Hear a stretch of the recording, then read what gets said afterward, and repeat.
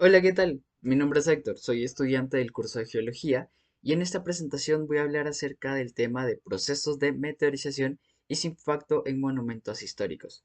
Este proyecto forma parte de mi evaluación final del curso y en este trabajo busco relacionar los conocimientos geológicos con la realidad cultural del Perú, mostrando cómo los procesos naturales pueden afectar directamente el patrimonio histórico que representa nuestra identidad, nuestra cultura y demás cosas.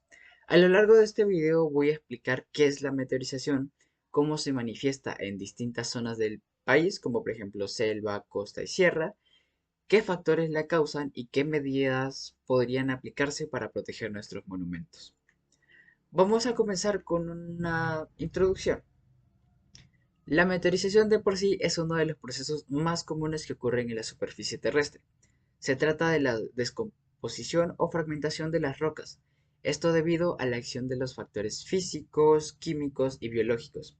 En pocas palabras, es el desgaste natural, las cuales de por sí las rocas son las que sufren a todo esto, ya que son las más expuestas ambientalmente. Aunque este proceso es completamente natural y necesario de por sí para, digamos, mantener un equilibrio en la Tierra, también tiene efectos negativos cuando interviene sobre las construcciones humanas, especialmente sobre monumentos históricos y arqueológicos, que promueven la cultura e identidad aquí en nuestro país y probablemente en muchos países. En el Perú, por ejemplo, muchos sitios patrimoniales como Machu Picchu, Chan Chan o Sacsayhuamán están expuestos constantemente al sol, la lluvia, el viento e inclusive la contaminación. Con el paso del tiempo, estos factores provocan un deterioro visible. Aparecen grietas, manchas, la pérdida de color, eh, también el desprendimiento de materiales o el crecimiento de vegetación sobre las estructuras, como por ejemplo en Machu Picchu. En el trayecto mismo se empieza a ver mucha vegetación donde antes solía ser como un camino, por decirlo así. Y bueno, comprender la meteorización desde la geología nos ayuda a explicar científicamente estos daños, pero también puede ayudarnos a pensar en soluciones que permitan conservar nuestro patrimonio para las futuras generaciones. Ahora les voy a mencionar los objetivos de este trabajo.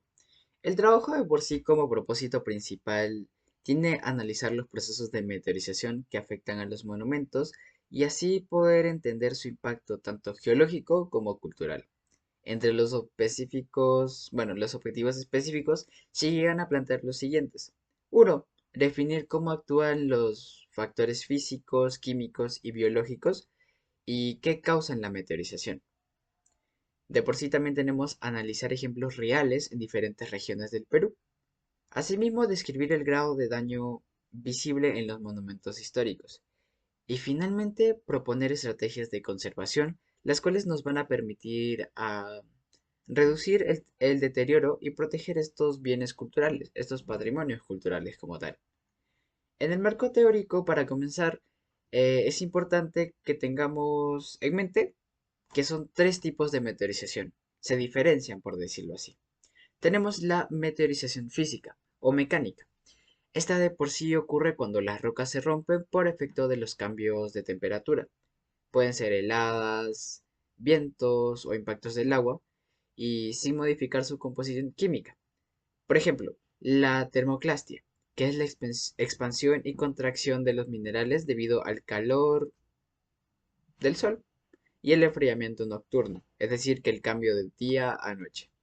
Asimismo, contamos con la meteorización química, el cual implica cambios en la descomposición de los minerales, estos por reacciones químicas, con el agua o gases del aire. Aquí destacan procesos como la oxidación, donde el hierro de las rocas se combina con el oxígeno formando óxidos, las cuales le dan una coloración como rojiza. La hidrólisis, que ocurre cuando el agua rompe los enlaces químicos de los minerales, y la carbonatación, que es la reacción entre el dióxido de carbono y el carbonato de calcio de las rocas, generando lluvia ácida. Para finalizar, tenemos la meteorización biológica, la cual se produce por la reacción de organismos vivos.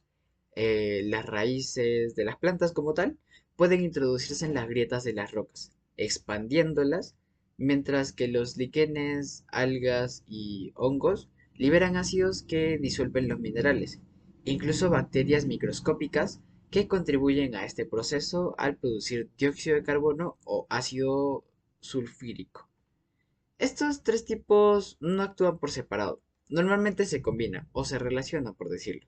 Por ejemplo, una grieta causada por calor, o sea, física, puede permitir la entrada de agua, el cual es química, y luego el crecimiento de musgos o raíces, el cual simboliza la meteorización biológica. Es decir, que tenemos, por el calor, tenemos la meteorización física, el cual permite la entrada del agua, meteorización química, y luego el crecimiento de los musgos y raíces, meteorización biológica.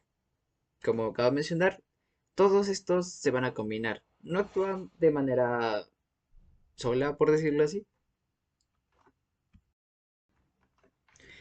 También tenemos lo que es la relevancia del tema en el contexto peruano, en nuestro contexto. En el Perú, la meteorización tiene un impacto muy visible en el patrimonio arqueológico.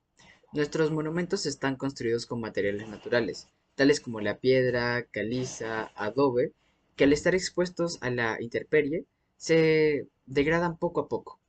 Esto no solo aplica a la pérdida de valor estético o estructural, sino también la pérdida de la historia, de identidad y de oportunidades turísticas y económicas. Por ejemplo, el deterioro de las esculturas coloniales o los relieves de barro prehispánicos afecta directamente el turismo y la conservación del legado cultural. Además, la contaminación ambiental en las ciudades y el cambio climático pueden acelerar este proceso natural, volviéndolo cada vez más difícil de controlar. Asimismo, entremos en la metodología. El trabajo de por sí se desarrolló con un enfoque descriptivo y analítico. Primero se realizó una revisión bibliográfica consultando fuentes científicas y documentos del Ministerio de Cultura.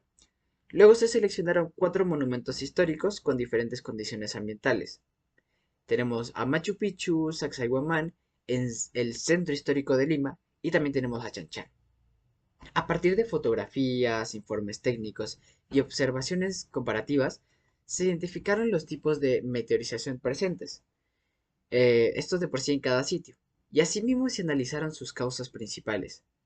De por sí también reflexionamos sobre el papel del ser humano, ya que la contaminación, el turismo desmedido y la falta de mantenimiento contribuyen a acelerar el deterioro natural. Es por ello que vamos a los resultados de análisis.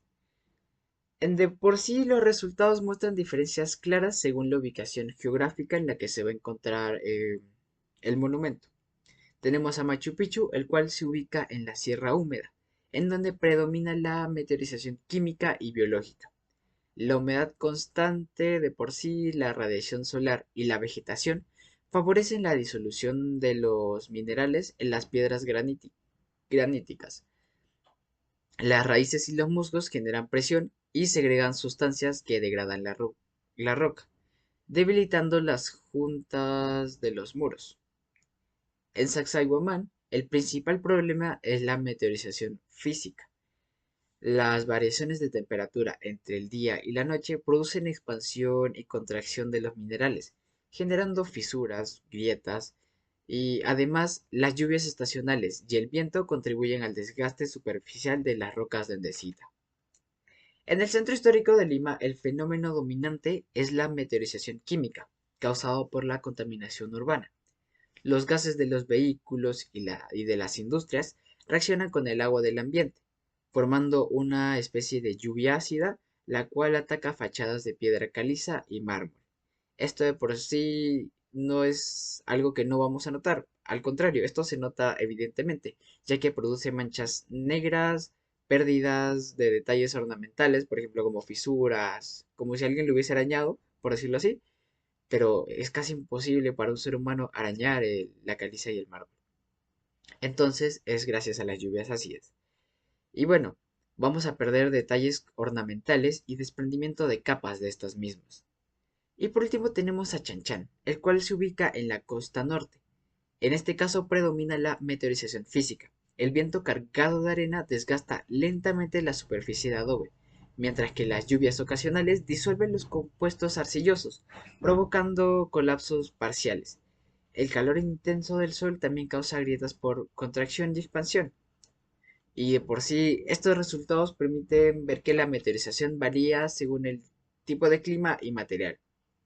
En casos como lo acabamos de ver, depende mucho en dónde se encuentra, si se encuentra en costa, en la selva o en la sierra. Y bueno, de todos modos, los casos de por sí se van a presentar una amenaza seria para poder preservar nuestro patrimonio. Es decir, que si no tomamos medidas, podemos perder todo nuestro patrimonio histórico. Asimismo, vamos a la discusión. Los resultados obtenidos de este informe confirman que la meteorización no puede evitarse, pero puede controlarse.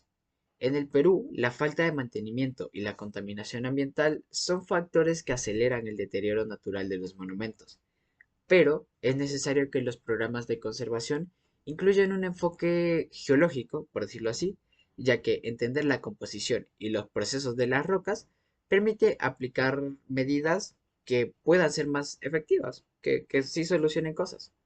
Y bueno, también es importante recordar que la meteorización forma parte de la historia natural de los monumentos. No se trata de borrar todas sus huellas, sino de conservar su integridad sin perder su autenticidad. Es decir, no hace falta que evitemos que todas estas cosas pasen, porque son procesos naturales las cuales le dan un detalle mucho más histórico, ya que hablamos de monumentos los cuales tienen muchos años.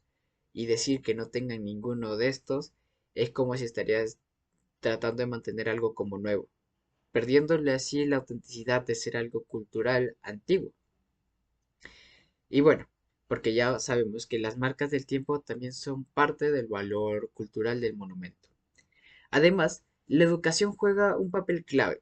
Si las comunidades locales comprenden cómo actúan estos procesos, podrían generar el incentivo. Asimismo, podrán involucrarse más en la protección del patrimonio, adoptando prácticas sostenibles y respetuosas con el entorno.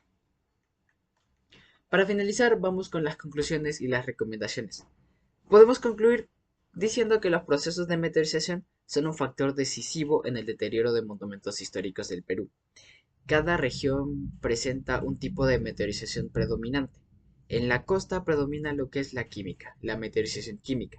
En la sierra, la meteorización física. Y en la selva es muy evidente que predomina la meteorización biológica. Esto demuestra la necesidad de adaptar las estrategias de conservación a las condiciones más específicas de cada zona, como es sierra, selva, costa.